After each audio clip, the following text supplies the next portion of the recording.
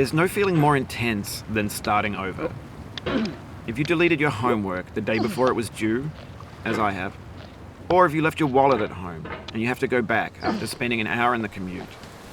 If you won some money at the casino and then put all your winnings on red but it came up black. If you got your best shirt dry cleaned before a wedding and then immediately dropped food on it. If you won an argument with a friend and then later discovered that they just returned to their original view. Starting over is harder than starting up. If you're not ready for that, like if you've already had a bad day, then what you're about to go through might be too much. Feel free to go away and come back. I'll be here. Alright, thanks for coming with me on this trip. I'll understand if you have to take a break at any point. Just find a safe place to stop and quit the game. And don't worry, I'll save your progress, always. Even your mistakes. This game is a homage to a free game that came out in 2002, titled Sexy Hiking. The author of that game was Jazzuo, a mysterious Czech designer who was known at the time as the father of B games. And B games are rough assemblages of found objects. Designers slap them together very quickly and freely, and they're often too rough and unfriendly to gain much of a following. They're built more for the joy of building them than as polished products. In a certain way, Sexy Hiking is the perfect embodiment of a B game. It's built almost entirely out of found and recycled parts, and it's one of the most unusual and unfriendly games of its time.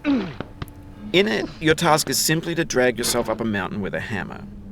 And that act of climbing, in the digital world or in real life, has certain essential properties that give the game its flavor. No amount of forward progress is guaranteed. Some cliffs are too sheer or too slippery. And the player is constantly, unremittingly in danger of falling and losing everything. Anyway, when you start Sexy Hiking, you're standing next to this dead tree that blocks the way to the entire rest of the game. It might take you an hour to get over that tree, and a lot of people never got past it. You prod and you poke at it, exploring the limits of your reach and your strength, trying to find a way up and over. And there's a sense of truth in that lack of compromise. Most obstacles in video game worlds are fake. You can be completely confident in your ability to get through them once you have the correct method or the correct equipment or just by spending enough time.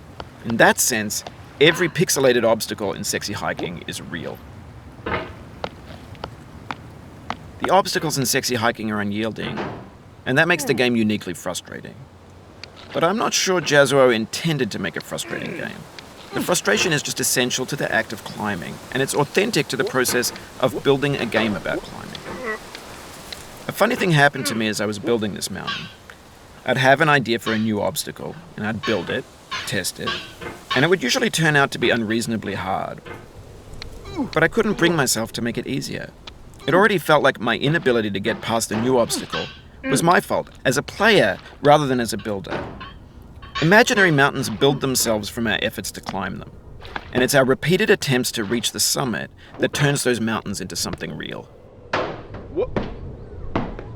When you're building a video game world, you're building with ideas, and that can be like working with quickset cement.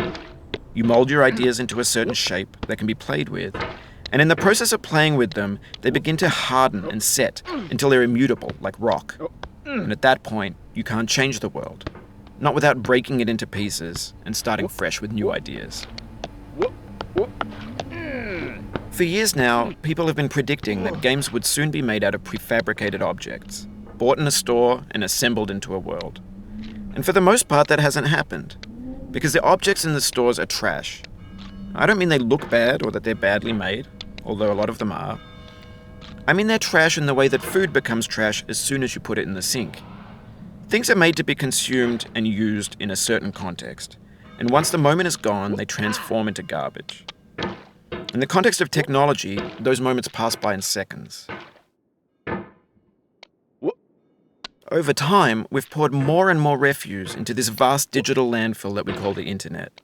It now vastly outnumbers and outweighs the things that are fresh and untainted and unused. When everything around us is cultural trash, trash becomes the new medium, the lingua franca of the digital age. And you can build culture out of trash. But only trash culture.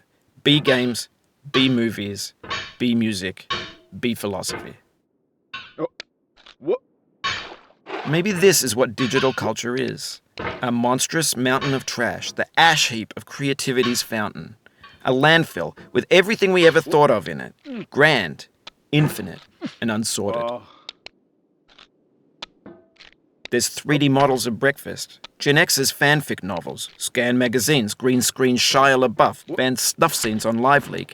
Facebook's got lifelike bots with unbranded adverts and candid shots of Kanye and Taylor Swift mashups, car crash epic failed GIFs, Russian dashcam vids, discussions of McRibs, discarded, forgotten, unrecycled, muddled, rotten, untitled.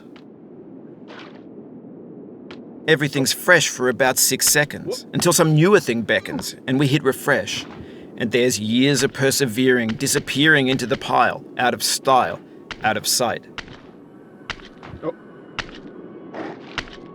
In this context, it's tempting to make friendly content that's gentle, that lets you churn through it but not earn it.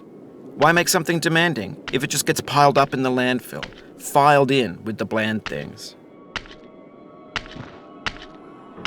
When games were new, they wanted a lot from you. Daunting you, taunting you, resetting and delaying you. Players played stoically. Now everyone's turned off by that. They want to burn through it quickly. A quick fix for the fickle. Some tricks for the clicks of the feckless.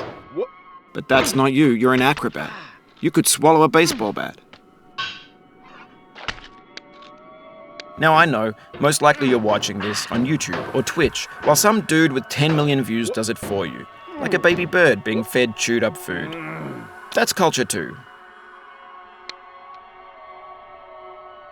But on the off chance that you're playing this, what I'm saying is, trash is disposable, but maybe it doesn't have to be approachable. What's the feeling like? Are you stressed? I guess you don't hate it if you got this far. Feeling frustrated? It's underrated.